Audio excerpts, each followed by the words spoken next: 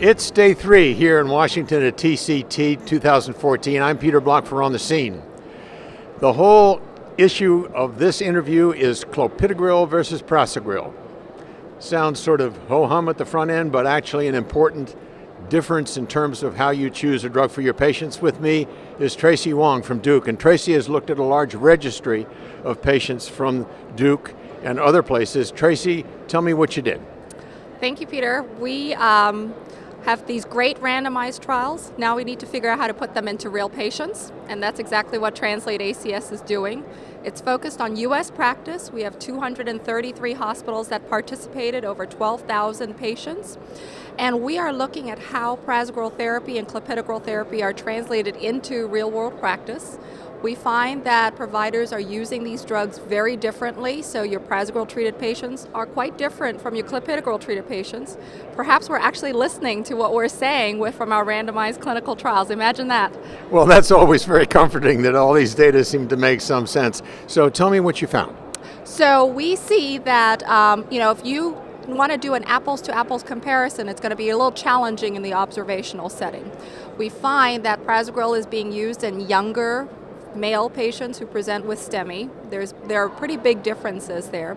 So when it comes to something like MACE, for example, after you adjust for all of these differences, we find that actually there's very little of a statistical difference between treatment groups, which is what we expect.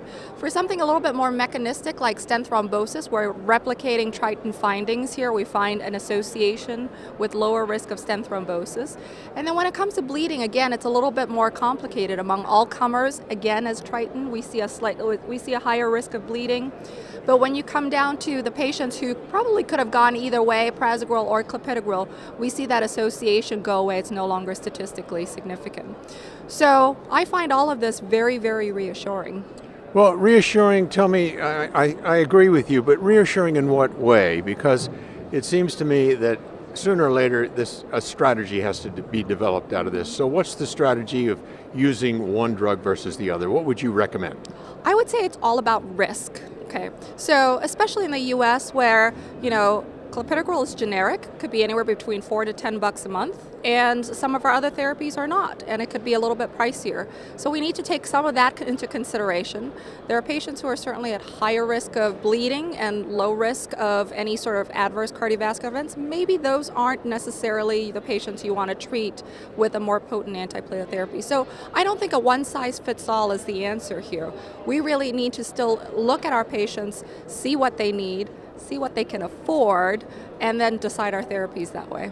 Okay, thank you. So it seems to me that the strategy and take-home message here is, like everything else, be a good cardiologist, choose your patients carefully, consider risk, and then make a choice as to which drug is the better for them. There's Thank you, some Ken. room for art of medicine, right? There you go.